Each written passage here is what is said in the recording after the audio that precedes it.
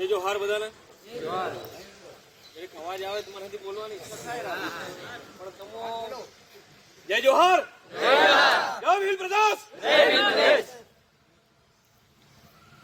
આજે આખી દુનિયાનું જ્યાંથી ઉદ્ગમ થયું એવી અરવલ્લી ની ગિરિમાળાઓ અને વિંધ્યાચલની ગિરિમાળાઓ જ્યાં મિલન થાય એ આપણી આ ધરતી. રતનમહાલ ના ઉપસ્થિત ધનપુરના યુવાનો, વડીલો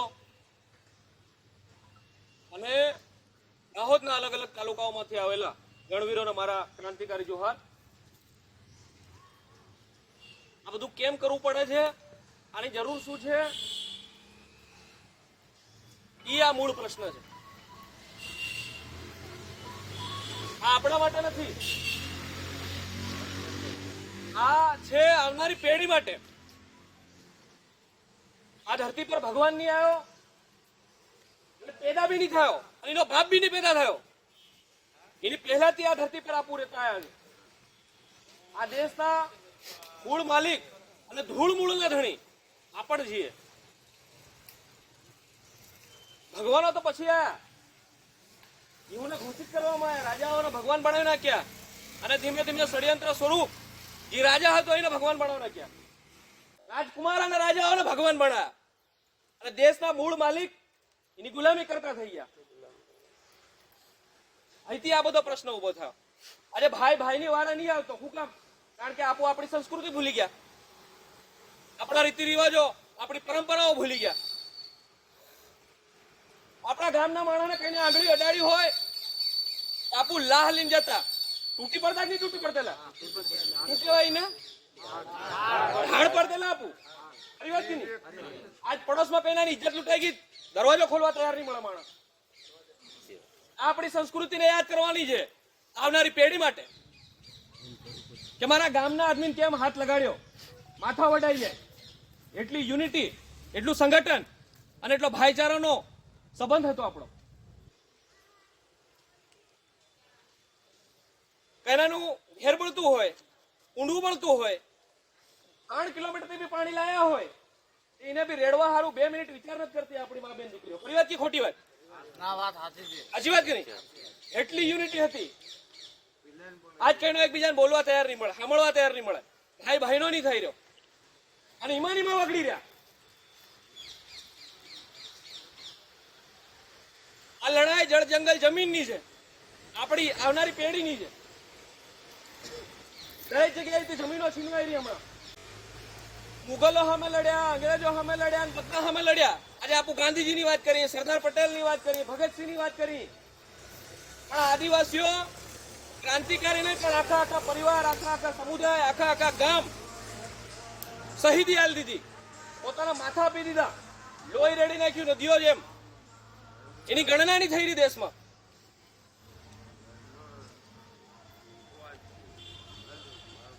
પંજાબમાં એક હત્યાકાંડ થયો, 300 માણસ મરી ગયા. આખી દુનિયા નોંધ લે. જયારે માનગઢમાં 1507 આદિવાસીઓએ શહીદી વહોરી, એનું કોઈ નામ નથી લેતું. એવા હજારો આદિવાસીઓ અંગ્રેજો સામે શહીદ થયા, મુગલો સામે શહીદ થયા, અને દરેકની લડાઈમાં સાથ આલ્યો. રાણો પૂંજા ભીલ, એનો આખો કબીલો, એનું આખું રાજ્ય આ ધરતીને બચાવવા માટે લડ્યું. રાણો ત્યારે રાણો કહેવાયો, અને મહારાણો પ્રતાપ કહેવાયો ત્યારે એ પૂંજા ભીલના ચરણમાં આવ્યો. અકબરની સેના સામે, જે આખા દેશમાં રાજ કરતો હતો, એના સામે લોહો લેવા માટે ભીલના શરણમાં આવવું પડતું હોય રાજપૂત રાજાઓને. તો વિચાર કરો કે આપણા બાપ દાદાઓ, વડવાઓ કેવા હતા, આપણા સરદારો કેવા હતા, અને આજે આપણે પરિસ્થિતિ કેમ આવી થઈ ગઈ. એનું કારણ હું તમને થોડીક વારમાં કહું. લોકો કહે કે અમે સોમનાથ બચાવવા હારું આટલા યુદ્ધ લડ્યા. વેગળો ભીલ કરીને ત્યાં ગિરનારની ધરતી પર આપણો રાજા રહેતેલો, રાજપૂત રાજાઓ એની શરણોમાં આવ્યા, અને ત્યાંથી સૈન્ય તૈયાર કર્યું અને કાઠિયાવાડ બચાવ્યું. આવા ટાટિયા મામા ભીલ, બિરસા મુંડા, આવા ઘણા લાખો હજારો શહીદો આપણા માટે જીવ આલીને જતા રહ્યા. આજે રાણા પૂંજા ભીલની જન્મ જયંતિ, પણ સાથે સાથે રાણી દુર્ગાવતીની બી જન્મ જયંતિ છે. આ બધું ક્યાંય લખાયું નહીં. કોઈ પણ સમાજ ઉપર ક્યારે આવે કે એને પોતાનો ઇતિહાસ ખબર હોય, એની સંસ્કૃતિ ખબર હોય. આજ રાજપૂત એમ કે હું રાજપૂત છે એમ છાતી ઠોકીને કે, પટેલો કે, બ્રાહ્મણો કે. આજે આદિવાસી પરિવાર અને માનગઢથી ગુરુ ગોવિંદે ધૂણી ધકાવેલી એના ફળ સ્વરૂપે આપણે આપણી ગાડીઓ પર જય જોહાર, જય ભીલ પ્રદેશ અને જય આદિવાસી લખતા થયા. આવા નવા આપણા જેવા નાના મોટા માણસોએ આ વિચારધારા ફેલાવી અને આજે આપણે પોતે છાતી ઠોકીને કહીએ કે જય જોહાર, જય આદિવાસી, જય ભીલ પ્રદેશ. અને એને આપણે આગળ લઈ જવાનું છે. શું કામ લઈ જવાનું? કારણ કે આપણા પર શોષણ ચાલી રહ્યું. શોષણ કેવું ચાલી રહ્યું? ભયંકર. આજે આપણો માણસ મજૂરી કરતો થાય, દેશનો મૂળ માલિક. કાઠિયાવાડમાં જાય એનો કડિયો ઉપર તો પડી જાય, એને વળતર નથી મળતું કે મળે છે? ભાગ રાખી અને કામ કરાવી લે અને કઈક ચોરી કરી એમ માથા પાડી અને મારીને કાઢી મેલે. ખરી વાત કે ખોટી વાત? દાદા ખરી વાત કે નહીં? શોષણ દરેક જગ્યાએ ચાલી રહ્યું. એનો માણસ ફેક્ટરી કંપનીમાં કામ કરતો, કરંટ લાગી ગયો, પીલાઈ ગયો, એને મુઆવજો નથી મળતો, એનાની બિયર ગમી ગઈ, એના આદમીને મારીને ફગાદ હાફ કરી ગયો. આવા બધા બાના ચાલી રહ્યા. દરેક જગ્યાએ શોષણ ચાલી રહ્યા. આજે ડાંગ એકદમ અંતરિયાળ વિસ્તાર, ત્યાંના લોકો ખાવા પીવાનું નથી જડતા, એવા દયનીય પરિસ્થિતિમાં જીવી રહ્યા. પણ ત્યાં સાપુતારા નામનું એવું ડેવલપ સિટી બનાવી દીધું. આપણા માણસને ત્યાં લારી નાખવાની પણ પરમિશન નથી. જમીન આપડી ગઈ,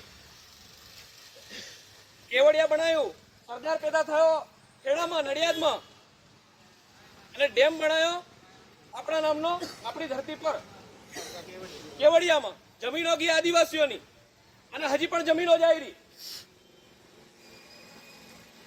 હાફેશ્વરમાં હમણાં સર્વે ચાલી રહ્યા, ત્યાં બી આદિવાસીઓની જમીનો જવાની. કેવડિયામાં જમીનો ગઈ, હસદેવ જંગલ ઉજાડી નાખ્યું, ત્યાં બી સ્થળાંતર કરી રહ્યા.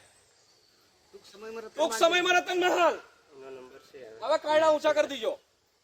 ટૂંક સમયમાં રતન મહાલની ધરતીમાંથી ખૂણા ખૂણામાંથી જમીનો અમારી ખાલી કરાવશે. સર્વે ચાલી રહ્યા છે આંતરિક રીતે. આ ઈ લડાઈ છે. કેમ ભેગા થવું પડે? આપણી ધરતીને બચાવવાની છે, આપણા જંગલો બચાવવાના છે. આદિવાસીએ જેટલું આપ્યું છે આ ધરતી પર, એવું દેશને બીજા કોઈ બલિદાન નથી આપ્યું. જંગલો સરકારને આ લીધા આપવું. ફોરેસ્ટ ખાતામાં બધા જંગલો કે હમણાં આપણે એક લાકડું લેવું હોય એને હારું આપણી પર કેસ કરી નાખે, સીધા જેલમાં ઘાલ નાખે અને આખું જંગલ હોપી નાખે. અધિકારીઓને, ઉદ્યોગપતિઓને, મંત્રીઓને. કેવડિયામાં આપણા આદિવાસીઓની જમીનો લઈ લીધી, ત્યાં લારી ગલ્લો કે શાકભાજી વેચવા હારું પણ આપણને ત્યાં સ્થાન નથી આલ્યું. અત્યારે જમીનો આપણી ગઈ, જંગલો આપણા ગયા, આપણી જમીનો પર નદીઓ બનાવી, ડેમ બનાવ્યા, વિસ્થાપન કર્યું. છેક કચ્છ સુધી, કાઠિયાવાડ સુધી કેનાલો જઈ રહી, ત્યાં પાણી જઈ રહ્યું, ત્યાં પીવાનું સિંચાઈનું પાણી મળી રહ્યું અને આપણને તરસાવી રહ્યા. હજુ આ લડાઈ છે. આજે આપણે ત્યાં પાણી હોય, સિંચાઈનું, પીવાનું. ચરોતરના વિસ્તારમાં જાઓ તમે, એક એક ઘેર 10-10 ભેંસો રાખેલી છે. લોકોએ કોઈ કામ મજૂરી કરતા નથી. 10 દાડા થાય એટલે 25-30 હજારનો પગાર એ ગાયો ભેંસોમાંથી, દૂધ ઉત્પાદનમાંથી આવી જાય. બીજા નાના મોટા ધંધા કરતા હોય. આવી રીતે ગુજરાન ચાલતા. હમણાં આપણે ત્યાં પાણી આપો, સિંચાઈ આપો, રોજગારી આપો. કારણ કે આપણે ત્યાં મૂળ પ્રશ્ન 27 જણાનો છે. 27 કયા? આપુજીને સરપંચ બનાવ્યો, આપુજીને તાલુકા સભ્ય બનાયા, આપુજીને જિલ્લા સભ્ય બનાયા, આપુજીને ધારાસભ્ય બનાયા અને જેને સાંસદ બનાયા. આ લોકોએ આપણો અત્યાર સુધી અવાજ ઉઠાવ્યો નહીં. જમીનો જતી રહ્યા, જંગલ જતા રહ્યા, બધું જતું રહ્યું. અત્યાર સુધી બોલવા તૈયાર નહીં મળે. ચેતર વસાવા, તમે દાદા બધા વિડીયો ભાળતા હો, ભાળો કે નહીં? ચેતર વસાવા, આનંદ પટેલ, જિગ્નેશ મેવાણી, અને એ રાજસ્થાનમાં દહાડ મારે, આખી દિલ્હી હમણાં ફોડી રહ્યો રાજકુમાર રોજ. આવા પેદા કરવા પડશે આપણે. નિવેદન આપણે બેલી થાય, એમને આપણો ઉદ્ધાર નહીં મળે. એટલે કાઠિયાવાડમાં અલગ અલગ જગ્યાએ મા બેન દીકરીઓની ઇજ્જત લૂંટાવી. આ શરમજનક વાત છે, હું કહેવા નથી માંગતો, પણ આ હૃદયની વેદના છે. આ તાળીઓ પાડવાની વસ્તુ નથી. આ આપણી ઇજ્જત સાથે આપણી પાઘડી હાથે જોડાયેલી વાત છે. એના માટે આપણે સંગઠિત થવાની જરૂર છે. આદિવાસીઓના ધર્મમાં નાખી દીધા. આપણે તો ડાળો કરતેલા, આપું ખત્રી પૂજા કરતેલા, આપું જાતર કરતેલા, આપું લેવાજ કરતેલા, આપું ભરાડી કરતેલા નહીં કરતેલા દાદા? અને હમણાંના માણસ શું કરી રહ્યા? નવયુવાન પગપાળા જાય. ક્યાં જાય? પગપાળા. તારી આઈ જાતેલી, તારો બા જાતેલો એમ પૂછવાનું, તારા બાપ દાદા જાતેલા? ગુલામી કરતો થઈ ગયો અત્યારે. ફલાણી માતાજી બેહાડી, ફલાણો ઢીકણો બેહાડી, ડૂબાડવા જાય, વળાવવા જાય, ઉપવાસ રાખી. તમારા બાપ દાદાને પૂછો કે તમારી સંસ્કૃતિ કઈ હતી? કોને પૂછતેલા? આપું ખત્રી પૂજામાંથી ગુલામી બાજુ જતા રહ્યા. અલગ અલગ સંગઠનોમાં પગપાળા જાય. જેને યુવાનીમાં કલમ લેવાની જરૂર છે, એને ચોપડી પકડવાની જરૂર છે, એને કોમ્પ્યુટરની જરૂર છે, એ માણસ ક્યાં જઈ રહ્યો? હમણાં પગપાળા જઈ રહ્યો. આ ગુલામી આને ઉખાડીને ફેંકી નાખવાની છે. લોકો કલેક્ટર પણ, મામલતદાર, પીએસઆઈ પણ ધંધા રોજગારમાં લાગે. આપણો માણસ પગપાળા ધર્મ ઝંડા લઈને ચાલી રહ્યા.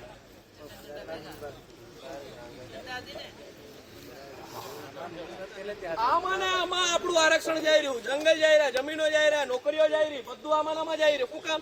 કે આમ ફલાણા ધર્મ વાળા તમને જે આરક્ષણ મળેલું છે, તમે જે નોકરી લાગ્યા છો, એ નોકરી તમે હિન્દુ કે ક્રિશ્ચિયન કે ઇસ્લામ કે બૌદ્ધ છો એના માટે નથી. તમને નોકરી મળી, તમે આદિવાસી છો, તમારી સંસ્કૃતિ છે, તમારી રૂઢી છે, તમારી પરંપરા છે, એટલા માટે તમને નોકરીઓમાં આરક્ષણ મળેલું છે. જળ જંગલ જમીનના અધિકારો મળેલા છે. હમણાં આપણી જમીન બીજો ખરીદી શકે દાદા? નહીં ખરીદે કે નહીં? 70 એની જમીનનું સંરક્ષણ મળેલું છે. કોના આધારે? કે આદિવાસીની જમીન ખાલી આદિવાસી ખરીદી શકે. શું કામ? કારણ કે એ દેશના મૂળ માલિક છે, બીજો એની પર ચડાઈ નહીં કરી શકે. આપો આ ગુલામીમાં પડ્યા. આપણે ધર્મોમાં જ આવવું છે. દરેક જગ્યાએ આરક્ષણ કટ થઈ રહ્યું છે. નોકરીઓમાં કટોતી થઈ રહી, બજેટમાં કટોતી થઈ રહી, પંચાયતોમાં બજેટો ઓછા આવી રહ્યા. આપણું જે બજેટ આવે છે એ મારી ખાઈ જાય, બીજી જગ્યાએ વાળી લે. આપણે ત્યાં રોડ બનવા જોઈએ, આપણે ત્યાં મેદાનો બનવા જોઈએ, શિક્ષણની, લાઇબ્રેરીઓની, દવાખાનાની, રોજગારીની, આ બધી સુવિધાઓ થવી જોઈએ. આપણો માણસ સવાલ જ નથી કરતો. સમાજ એકત્ર જ નથી. કોને સવાલ કરે? અને જે છે એ પેલા કૂતરા જેમ ગળાના પટ્ટો બાંધેલો હોય એમ ચાલી રહ્યા બીજા પાર્ટીઓના નામ પર, પણ સમાજના નામ પર ભેગા નથી થતા.